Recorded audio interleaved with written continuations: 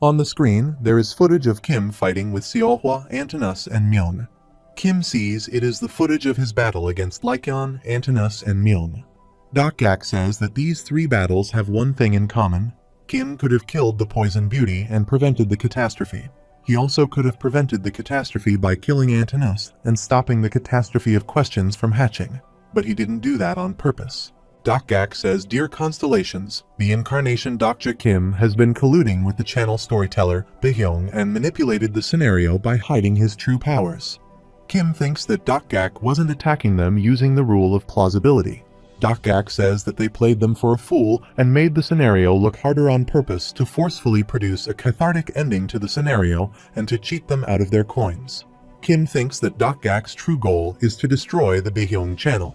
The system notifies Baehyung that some constellations have left the channel out of disappointment, some began to question the authenticity of the channel, and some are demanding a refund. Baehyung tells constellations to wait. He has tears in his eyes, and the system notifies him that the channel has decreased in size. The other Dakibai starts laughing at Baehyung, and they say that this channel is done for. Kim tells Gak that he gets it.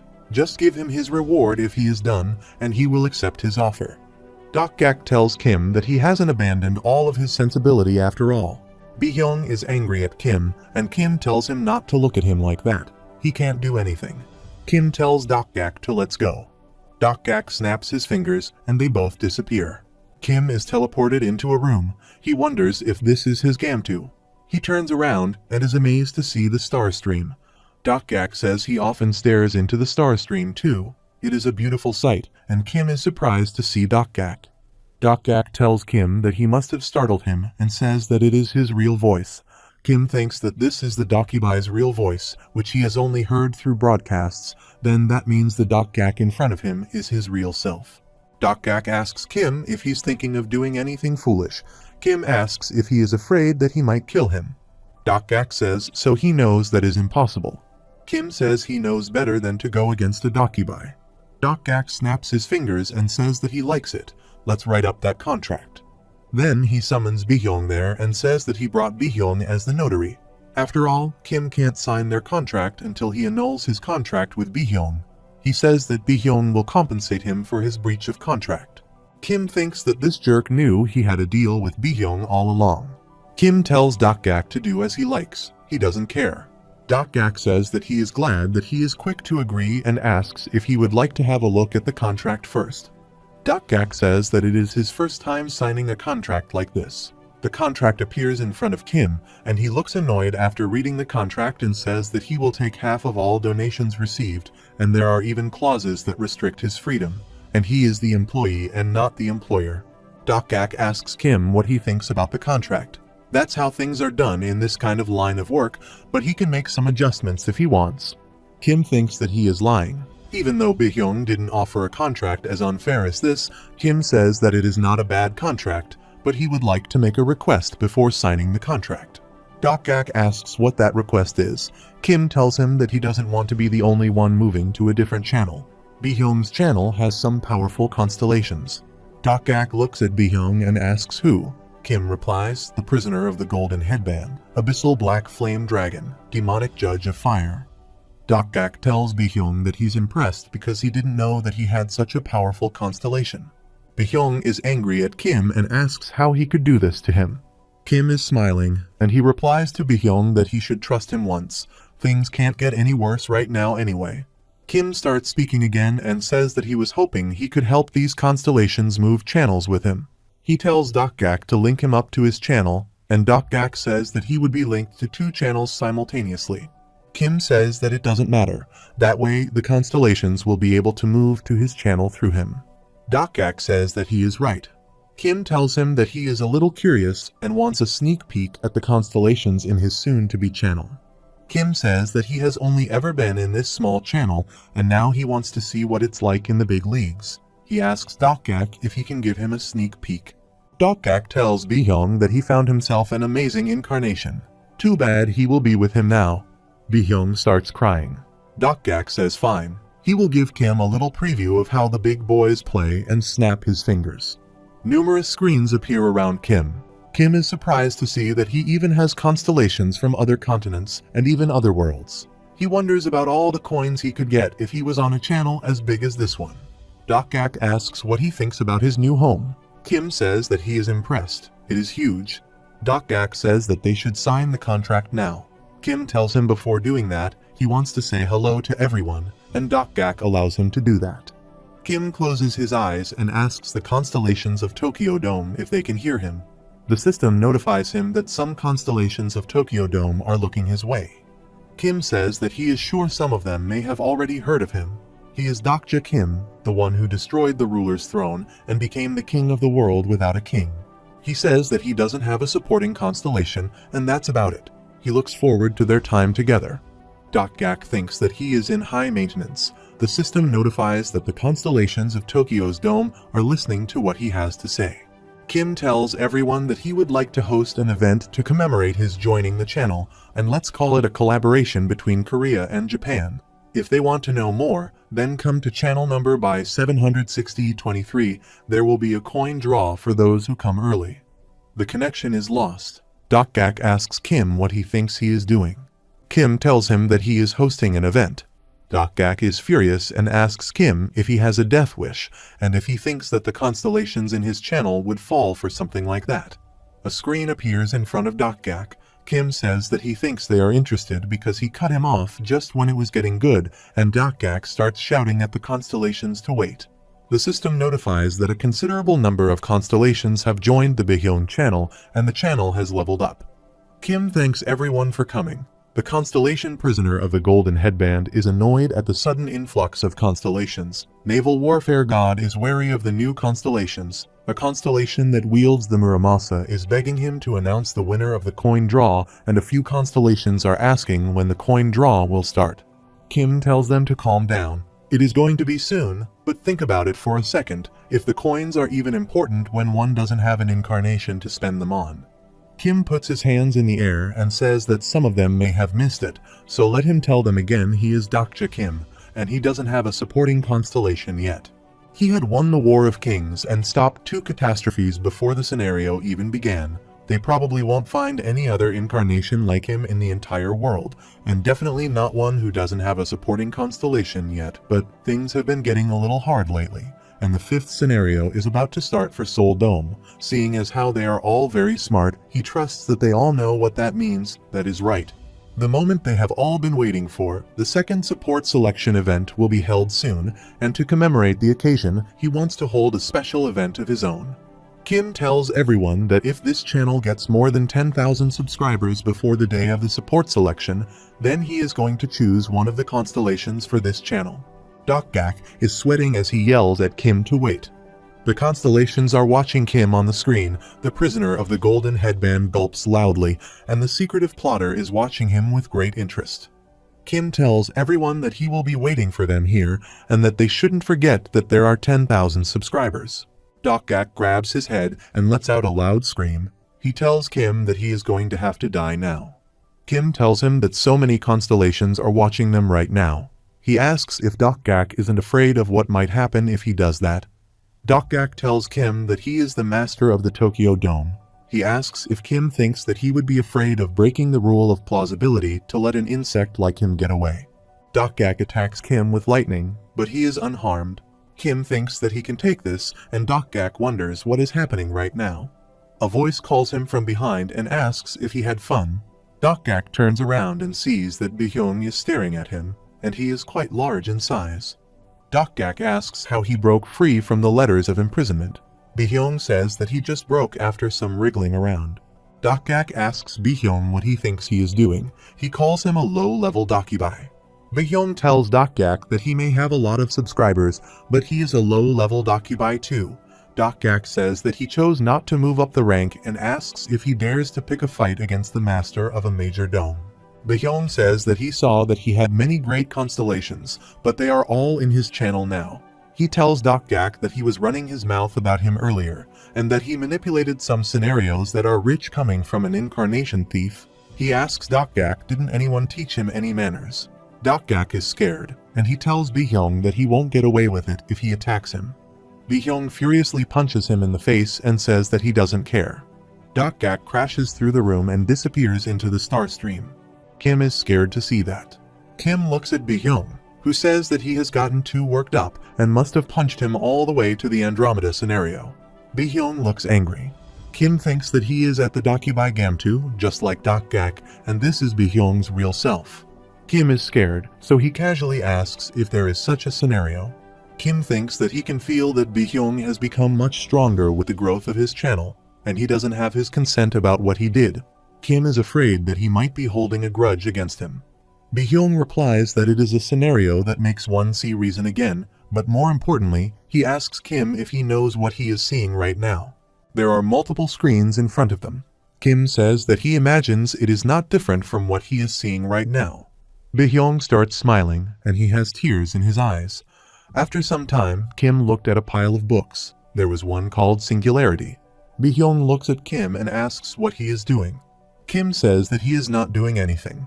Kim looks around the place and thinks that it is not bad what Gak has done with the place and thinks that he can't let his guard down around Bi-hyung. Kim asks Bi-hyung if he thinks that they will be okay. Bi-hyung asks if he is regretting it. Bi-hyung asks Kim what he was thinking about lying like that, and what if they actually get over 10,000 subscribers. They have already reached 5,000. He tells Kim that one of the conditions of their contract was that he wouldn't choose a supporting constellation. Kim tells him that it will all work out. He has a plan, and more than that, give him his item already. Kim brings his hand forward and asks Bi-hyung if he isn't in charge now that Gak is gone. Meanwhile, back in the city, Yu and Sayoung wait for Kim to return, and he suddenly appears out of thin air. Sayoung asks where he is, and Kim replies that he was just taking care of some things. She says that whatever it was, it looks like it went well, seeing how he has gotten himself a new coat. She asks Kim if he has decided to wear matching outfits while pointing at Yu. Kim says that it is a coincidence. The system notifies that the constellation Demonic Judge of Fire is happy for some reason, and a constellation who likes to change genders is intrigued. Kim thinks that he actually wanted a black one. He looks at Yu and thinks that he is still pissed. Kim remembers that Bi-hyung told him that some other colors are out of stock. Kim asked if there were more than one coat. He thought this was an SSS grade item. Bi-hyung tells him that this is a mass-produced item and it is graded like that because of the item's creator. He is very powerful. Kim thinks that he picked the Infinite Dimension Space Coat for its storage capacity, but he doesn't think it is worthy of being SSS grade. The system displays all the information about the Infinite Dimension Space Coat, and it is made by a mass producer, a cost tailored for returnees. Despite being a mass-produced item, it was given SSS grade for Dinner Mysteries reasons. It is designed in consideration of the special returnees who can't activate their attribute window. The substage storage feature is in effect in the coat's inner pocket, but of course be mindful in using it as there is limited storage space. Kim remembers that Mass Producer is a constellation that is popular with returnees. If they made it, then it made perfect sense why it is being graded like that. Kim looks at Yu and wonders if he is okay. He seems to be recovering just fine. Kim looks at Sayoung and tells her that they should get out of there before Yu wakes up. While traveling, Sayoung asks Kim if these plant monsters are edible and how he can even cook something like that. Kim replies that they don't have any food, so there's no other choice. The system notifies them that the Tier 7 plant monster, Yanaspleta, is looking at them. Kim cuts down the plant monster and starts sprinkling some seasoning on it before cooking it on a stove. Sayoung says that it looks delicious. Kim tells her to wait until it is not done yet and drink this before she eats. He has boiled the sap from the root. He tells her that they have to drink this before eating the stem of the Yanaspleta. Sayoung takes a large bite of the meat and tells Kim that it is amazing. She tells him that he could start his own restaurant, and Kim tells her to slow down. The system notifies that the constellation Lazy Wednesday's eye is curious about how his cooking tastes. A royal nurse who has lost her sense of taste is jotting down his recipe, and a few constellations who love cooking are interested in his cooking. Sayoung asks Kim if it is okay to leave Yu with that woman. She's the Poison Beauty, and she asks Kim if they can trust her. Kim remembers that he told Poison Beauty to take Yu to Gibong. She would find the military base of the 5,603rd Division there, and there would be a sad-looking soldier waiting for her.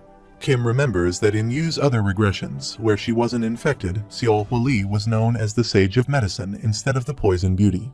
Kim tells Sayoung that Poison Beauty isn't a bad person at heart. It is because of the parasite that she's like that. Songa is lying on the ground near them. Kim thinks that perhaps Seolhwa Lee will again be known as the Sage of Medicine in this round. Kim looks at Sangha and tells her that he knows that she is awake, so come over and have some food, but there is no response from her. He says she must be asleep. He says that there won't be any left for her then, and says that this part tastes like short ribs. Sangha quickly sits up and tells him to wait. She is embarrassed that her stomach is growling. Kim looks at Seong and tells her if she's done eating them, she should get up. She gets up and tells him that her chore is annoying. She tells him that she is going for a walk and leaves some of the meats for to eat later. Sangha quickly starts eating. Kim is smiling as he tells her to slow down. She says that it is very delicious. Kim thinks that she's definitely the Sangha that he used to know. A month has passed since the apocalypse began, and so many things have happened and changed that Sangha, who used to hate harming others, is now wielding a pair of daggers. Sangha tells Kim that they can't go back to how things used to be back then. She starts crying while eating the food, and Kim tells her that it is not her fault. She stops eating and starts crying a lot. Kim is looking at the sky and thinks that there's a week left until the beginning of the 5th scenario. So far, he has managed to defeat both the catastrophe from the foaming depths of hell, the fire dragon, and the catastrophe of questions Myung. You will wake up soon and take care of the west with Hyunseong, and the king of wanderers will take care of the north. All that left is the catastrophe at the center, but before that he looks at Sangha, who is passed out, while crying and asks why don't they show themselves now. Kim says they are going to keep feigning ignorance. He says that he doesn't know why they are watching him, but if they have kept a close eye on him so this time, then they should know by now if one consumes the stem of the Yanaspleta without drinking the sap first it puts one to sleep. Kim points his sword at Sangha and says that he is willing to do anything to achieve his goal, so they better start taking it soon, unless they don't want to see their precious incarnation die. Suddenly, the wind starts blowing, and Sangha opens her eyes. They are yellow in color, and a yellow flash strikes her body. The system notifies her that the 4th wall has nullified his emotional shock, and blood starts coming out of Kim's mouth. Sangha gets up and speaks in a strange voice. She calls Kim an insignificant human, and Kim says that they have finally shown themselves. The damned constellations of Olympus are controlling Sangha. Kim thinks that there are 2 kinds of constellations in the world of TWSA. Free constellations that don't belong to any group and constellations that belong to a specific nebula. Some of the famous nebulas on Earth are based on mythology, such as Asgard from Nordic mythology, Eden of Revelations, and Olympus, to which the Sangha constellation belongs. Sangha's constellation asks Kim how dare an insignificant human such as him mock the great constellations. Kim says that they must be joking and says that they are not even a real god. The plausibility rule for the early scenarios doesn't permit the gods of Olympus to descend upon this world. With the current role of plausibility, it seems the only one allowed through is the lover of the abandoned labyrinth. Sangha is shocked to hear that. Kim says that she is the historical constellation of Olympus Ariadne. He says that the constellations of Olympus must be rather stingy, seeing as how they sent her because of her low plausibility cost. Sangha is furious as she tells Kim to shut up. There's lightning in the sky, and Kim thinks that they won't be able to attack him here and now. Taking over Incarnation's will to descend here must have used up a lot of plausibility already, and they will have a lot to lose if they use their power now. Kim tells her that he knows that she must not have a lot of time, so he will get straight to the point. The gods of the other dimensions seem to have noticed her presence. Ariadne asks how a mere human can know such things. Kim replies that it is not important right now. He tells her that he is not here to banter with her, so he's going to ask her 3 questions. If she answers all 3, then he will also answer her questions. Ariadne says that he is asking for a 3-question exchange. It is a method used by the constellations to trade information with the minimum possible plausibility loss. She is angry that a human is using the method of constellations. Kim asks if she is in or not. She closes her eyes and, after thinking for a while, says that she accepts his request. The system notifies that a constellation that doesn't want the excitement to stop shows interest in his offer. The divine 3-question exchange has begun. Both parties can exchange the questions for 3 answers, and all the questions must be answered truthfully. Both parties can refuse to answer 1 question each. The exchange doesn't end until all the questions have been answered truthfully according to the rules. Kim says that he will go first. There are 3 magic lamps on his head. Kim asks Ariadne why she took over Sanga's body when her home is on the other side of the world, and asks if she doesn't have her hands full of scenarios there. She replies that it is to monitor the singularity of this world. The first question has been answered, so one lamp on Kim's head is turned off. Kim asks about singularity. She asks if that is his second question. Kim says no, it is her turn now, and Kim thinks that she is smarter than he thought. Ariadne asks Kim who he is, and Kim replies that he is one of the singularities she is monitoring. One lamp on her head is also turned off as the system notifies her that the Constellation, lover of the abandoned labyrinth, has received her first answer. Ariadne is surprised to hear that and asks how he knew. Kim starts smiling and says that he guessed he was that singularity. After all, he was just guessing. Ariadne is angry at Kim. He tells her not to get upset now and asks if this is how one usually plays the game. The system notifies that a Constellation who doesn't want the excitement to stop is pleased with his witty answer. Kim thinks that this is how one gets the most out of the three-question exchange. One has to ask the most useful question during his turn and make the opponent answer their questions. Kim asks what this singularity is. She replies that it refers to beings like him. Kim tells her to give him a proper answer, or they can keep beating around the bush. She says that, in principle, they're beings who appear in the Oracle at first. They didn't intend to monitor him. It was a coincidence that they crossed paths. They were going to monitor something else. Beings who destroy plausibility, carrying the burden of destiny on their backs. That is what they refer to as a singularity. Kim thinks that he gets what a singularity is now. She tells Kim that if he is satisfied, then it is her turn to ask the question. She asks who he would choose in the upcoming support selection. Kim is shocked by her question. The system notifies her that a Constellation that doesn't want the excitement to stop is awaiting his answer with great interest. Kim thinks that this is unexpected.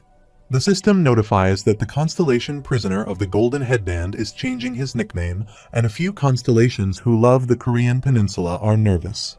Kim says that he is not going to answer that. He says that it will be no fun if he tells her now who he is going to pick.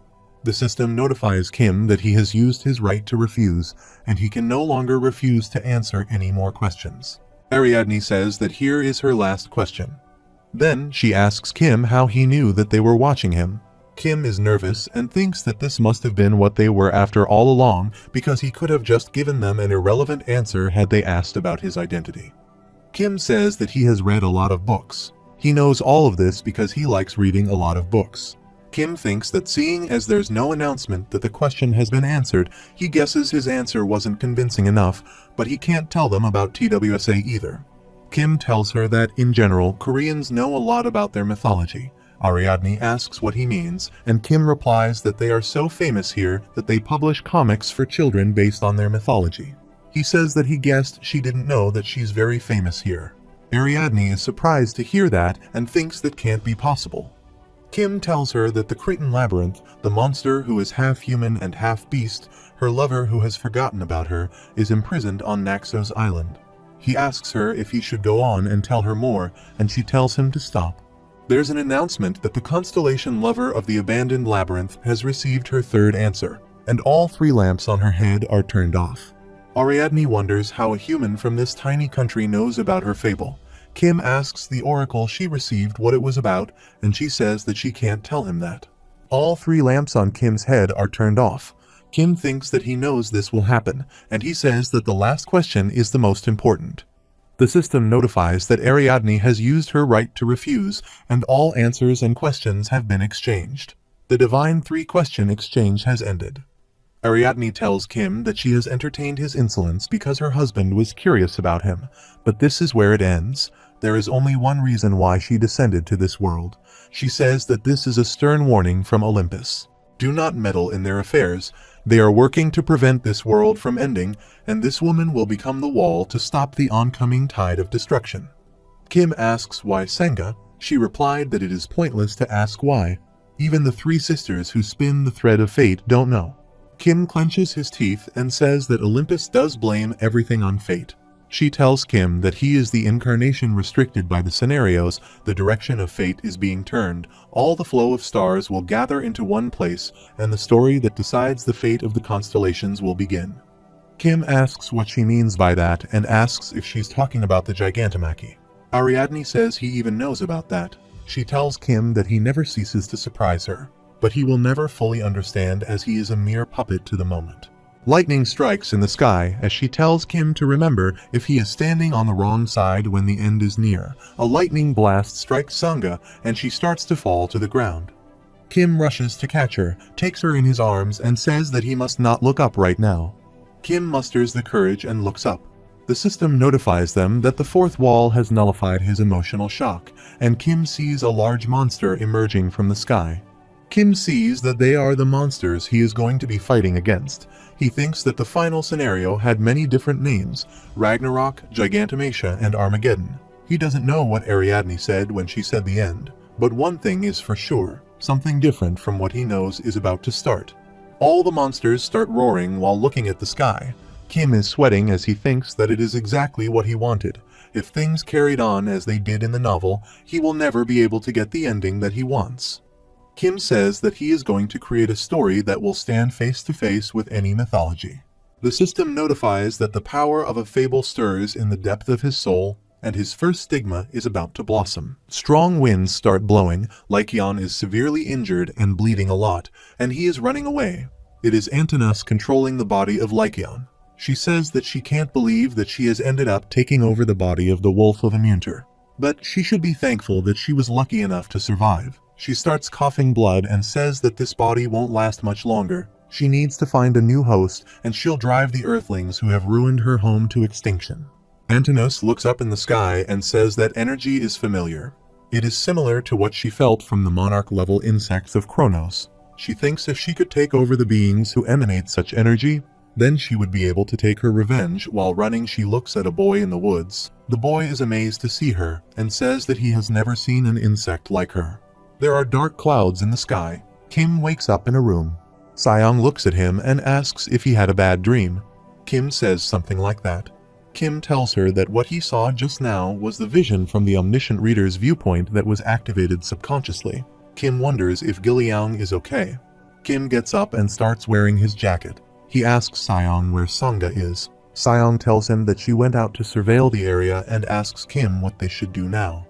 Kim tells her that they will wait until the scenario is over. Seong is annoyed and asks if he thinks that she asked to hear an answer like that. She tells him that he must have a plan. Kim says there are 5 days until the scenario begins, so if Yu takes care of the West and King of the Wanderers takes care of the North, Seong asks what about the center. Kim says that they will deal with it together. Seong says that she is sure there is an easier way. Kim is surprised to hear that. He looks at Seong in anger and asks if she plagiarized that too. She replies that she didn't and says there is an easy way to prevent the catastrophe at the center from what she knows. Seong asks Kim if he is going to do it, and he thinks that she did plagiarize it. At the same time, Sangha arrives there and waves at Kim. Seong tells Kim that he seems much happier since that woman came back. Kim starts smiling and waves back. He says it is because he can trust her. He says that they will come up with a plan while they keep moving. There are dark clouds in the sky. Kim, Sangha, and Seong are fighting a monster after some time. Kim tells Sangha to come to his right and tells Seong to cover the back. He says that they will follow the Han River to the west and head toward the center. They have 2 goals: to find Pildu, who is missing from the Han River, defeat the monsters in the area, and collect coins. Sangha and Seong attack the monster and cut it. The monster starts screaming as a lot of blood starts coming out. Kim delivers the final blow and cuts the monster in half. Kim thinks that he didn't expect the 3 of them to be able to hunt level 7 and even level 6 monsters so easily. He tells Sangha to try not to use all the stigma at once. She says that she is sorry she caused a mess back then. Kim says that it is not because of that. He tells her that using multiple stigmas simultaneously will put a strain on her body. Kim thinks that those idiots at the Olympus probably didn't even tell her this. Sangha starts smiling and thanks him for his concern. Kim asks if she already knows about this. She tells Kim that he must still think that she is the same old helpless Sangha. She says that she is not like him and can't do anything in this new world. All the certificates and licenses she has earned are useless here. Kim asks if she thought that she could change things by becoming powerful, and she says a little. Kim looks at her hands and says that she didn't have such scars on them before. She tells Kim that she just decided to work on the things that matter in this world. Sangha starts smiling and says that is all. Kim receives a message. He looks at the mobile and is shocked to see a message from Donghoon Han. Han asks if he is alright. He tells Kim that he couldn't contact him earlier because it has been difficult to get an internet connection lately. He tells Kim that he is in the Yongsan-gu area and Giliang is here too. Kim asks if Giliang is with him. He replies yes. Kim thinks that is a relief because he was worried. Now that he has found out where Hyunseong and Huiwen are through the omniscient reader's viewpoint, he can stop worrying. Kim happily tells Sangha that he received a message from Donghoon and he is with Giliang. The only thing left to do is to get together. Kim says that it is time they cross the river. Seong asks if he means that river. There are plenty of sea beasts in the river. They are looking for a bridge to cross the river, but all the bridges are destroyed. Seong tells Kim that she told him there is no bridge that is intact. Kim thinks that Ichthyosaurus is a level 7 monster. He can hunt it down if he wants, but there are just too many of them, or he could swim. It will be even riskier to encounter them while swimming. He thought there would be at least one bridge that was left untouched. Suddenly, they notice some people approaching them. Kim thinks that they are wanderers. Seong brings out her sword and Sangha opens her bag. Seong asks her what she is doing. Sangha tells her that they are starving. Seong says don't tell her that she's going to share her food with them. She asks Sangha if she's out of her mind and tells her that she should know that people are the most dangerous in the apocalypse. Sangha tells Seong that she can kill them all if she wants to, but on the contrary, she could save them all as well. Kim and Seong are shocked to see that Sangha is sharing her food with the people. Kim says that they have enough. It doesn't matter. He brings out some of his food from his pocket. Seong is shocked to see that a man is crying as he receives the food and thanks Kim. The system notifies Kim that a few people have become fond of him. Seong tells Kim that he is two-faced, and Kim says that he does good deeds sometimes too. Kim thinks that it is just a calculated move. The system notifies that his understanding of characters Shin and Gengchul Ma has increased, and that characters have been added to the bookmarks. Seong says she thought women like her only existed in fiction. Kim thinks that even before the apocalypse, Sangha was like a female protagonist of some novel.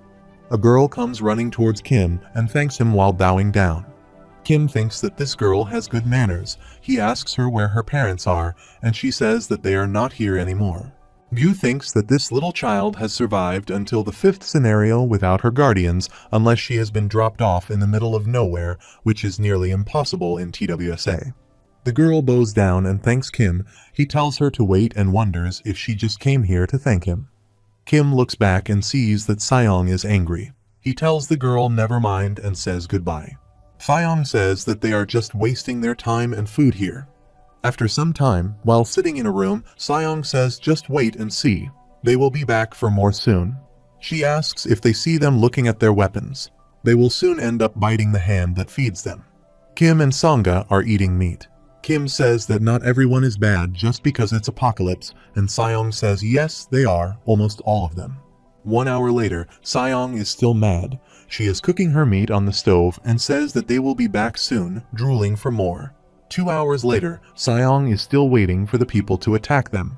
Kim and Sangha are busy in their conversation. 3 hours later, Seong is still mad. She says they should be coming any minute now. Kim tells her that she is going to scare them away.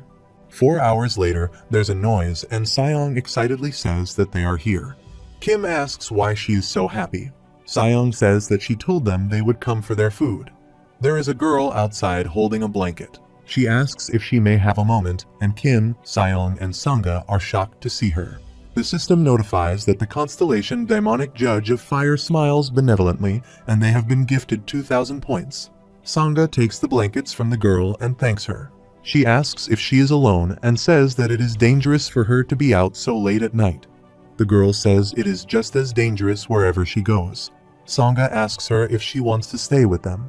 The girl bows her head and says no thanks. She will only end up being a burden. She turns around and is about to leave when Seong throws a knife near her feet and tells her that she is not going anywhere. The girl falls on the ground. Sangha is angry at Seong and asks what she thinks she is doing.